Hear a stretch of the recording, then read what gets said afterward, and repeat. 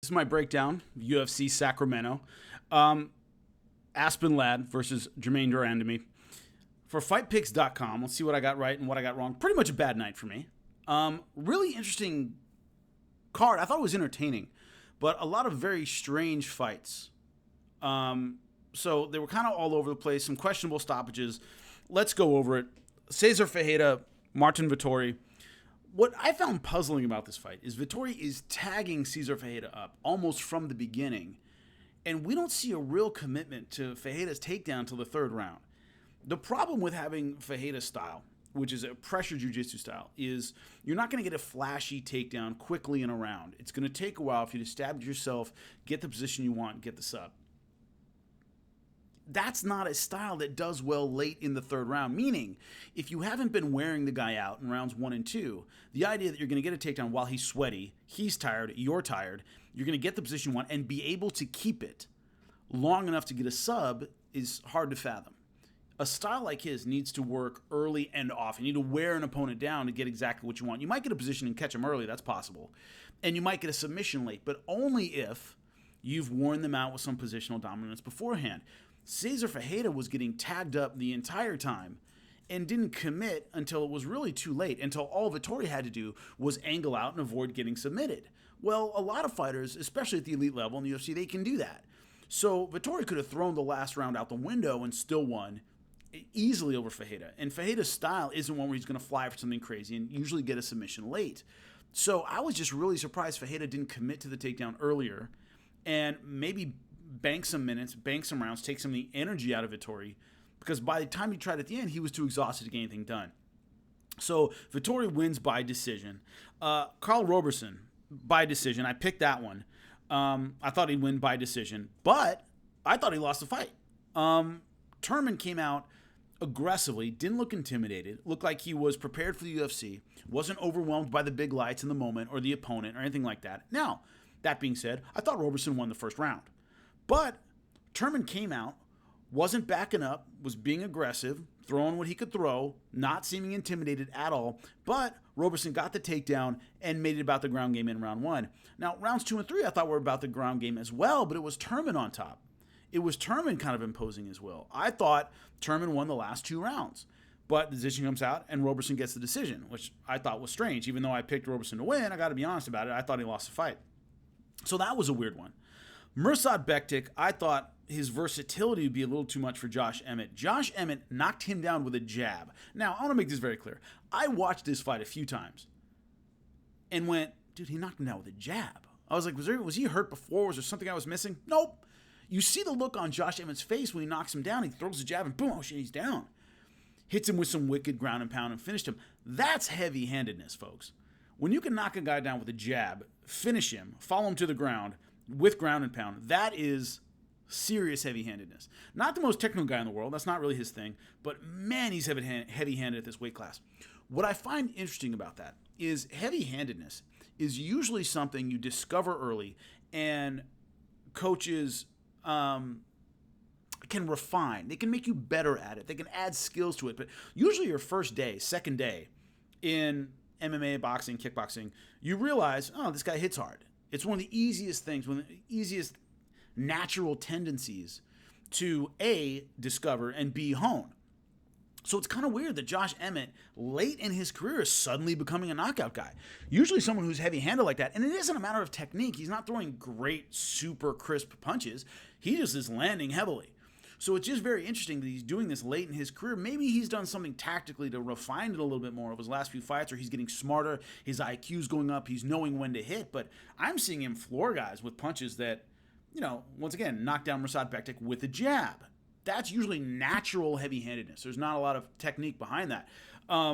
That's interesting. Usually that's something that you can do early, and then as fighters get better, you have to refine things. Josh Emmett is really discovering his heavy-handedness or his KO ability late in his career. That's rare.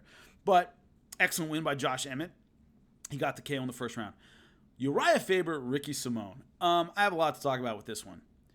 Ricky Simone hurt Uriah Faber early, pursued too hard, and gave Uriah Faber his first TKO in a long time.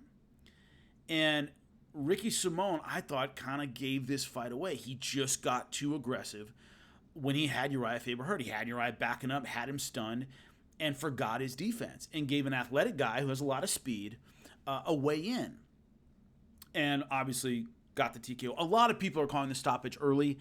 It might have been a little early. It looked like Ricky Simón was still defending himself pretty well, that he was aware of what was going on. His hands were up. He was fighting. He was trying to come back. I did see it as a little bit early. I've seen much worse. In fact, I saw worse later on in this card. But Ricky Simón lost. I had picked Uriah Faber, and more than picking Uriah Faber, I was very vocal about, and will continue to be vocal about, I generally don't like comebacks in MMA. I don't like comebacks in combat sports, period, for the most part.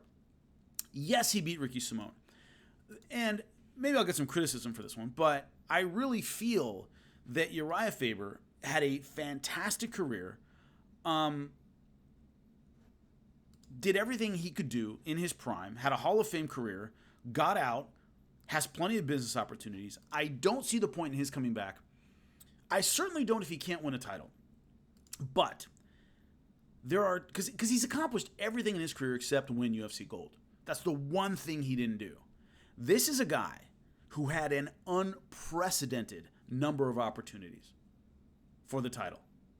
For the interim title at bantamweight, lost to Renan Barão by decision. Then he loses to Renan Barão by TKO for the title. Loses to Dominic Cruz by decision for the title. Lost to Dominic Cruz earlier for the title. 4 opportunities at gold in the UFC. And he came up short every single time. And none of those were bad decisions that he won and he got robbed. And oh my God, if he had one more. So there are a couple things. Number one, anything other than UFC gold, Uriah's already accomplished. He's already done everything you can do except win gold. So his name will allow him to skip over a lot of fighters, and I don't think that's fair. He's had 4 opportunities for the title.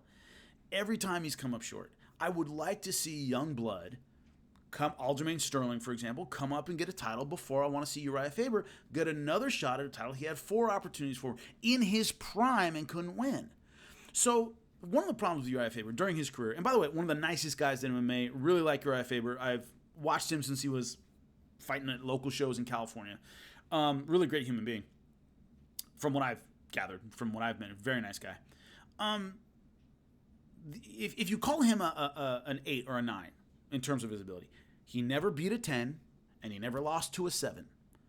Uriah Faber, his only losses, early on in his career, he lost to Tyson Griffin, who a lot of people forget. Tyson Griffin was a madman, especially incredibly talented. Number 1 is at 55. And number 2, this was a local show in California where Uriah was just getting started. It was his, he hadn't fought that many times. It was his 9th fight. He loses to Tyson Griffin, who was a badass back then. You have to remember that. He's faded considerably, kind of like from the MMA memory. Tyson Griffin was a very talented fighter, especially young. So he loses to Tyson Griffin. After that, Mike Thomas Brown, Jose Aldo, Dominic Cruz, Renan Barão, Jimmy Rivera, Frankie Edgar. I mean, those are all Hall of Famers with the exception of Jimmy Rivera. And Jimmy Rivera was a hell of a fighter. Is still a hell of a fighter. So the only name on that list who isn't an all-time great is Jimmy Rivera, who's incredibly solid. So Uriah never lost to that mid-level guy he was supposed to beat, and he didn't show up that night and had a problem. He never did that. But he never also had that great performance against the champ and won the title. So if he was an 8 or a 9, that's exactly how he fought every time. He never had that. He kind of outkicked his coverage and really had a great performance that he normally wouldn't have, and he never had a bad performance that he normally wouldn't have.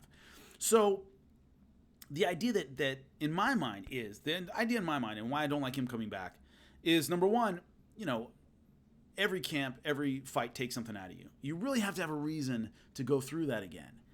The only reason he could possibly have is, I never won gold and I want to win it. It's a great story, but he had a lot of opportunities.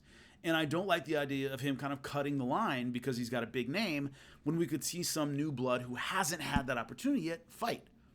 So a lot of people are going to disagree with that sentiment and believe that a guy with Uriah Faber's name and credentials and history deserves another title shot or another run if he wants that opportunity. Sure, I have to see him beat someone other than Ricky Simón. Excellent fighter, but he's got to be the top 10 guy. If he can steamroll another top 10 guy, all right. I don't like it in terms of I'd like to see the title shot go to somebody else. But if he beats another top 10 guy, and let's say Aljamain Sterling gets a title shot and doesn't win, I could see that. I just don't want to see a comeback fighter who's past his prime skip to the front of the line. That would bother me. So that's the end of my rant on Uriah Faber, but congratulations to him. He beats Ricky Simon.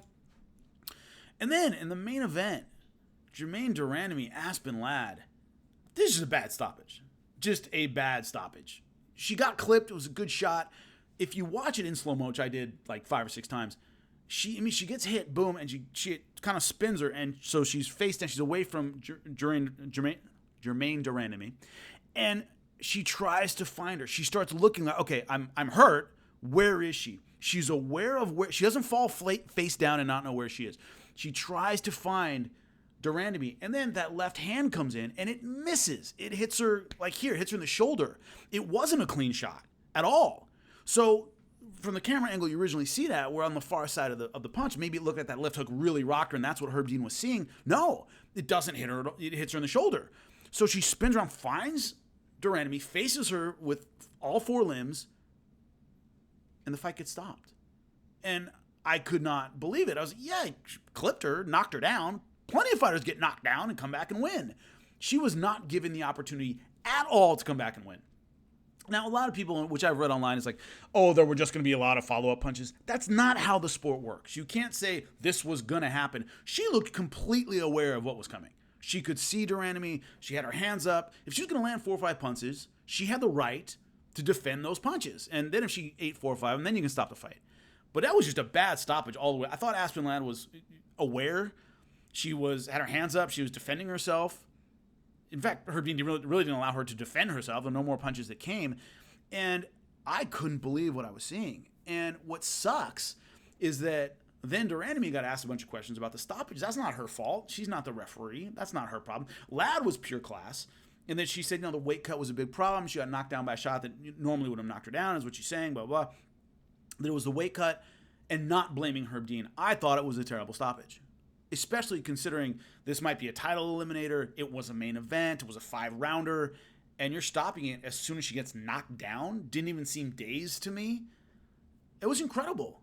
It was really incredible. So a lot of controversy, and I hate that because it takes away from everybody. It takes away from de Randamie. It takes away, and I called de Randamie winning by knockout. And I still was just, dude, I thought that stoppage was terrible. Absolutely awful. So the only ones I got right, I got de Randamie right, and I got Carl Robertson right, were 2 a stoppage and a decision that were questionable. It's going to be interesting moving forward to see what Uriah Faber does with the momentum of this win and obviously the popularity and momentum he has just off his name and his history. I don't see him getting a title shot instantly, but you never know. You have no idea in today's day and age what's going to happen. I would like to see him fight another top 10 guy if he can do that. But like I said, beating top 10 guys is not what Uriah Faber came back to do. He came back to win gold. But he needs to earn that, I think, with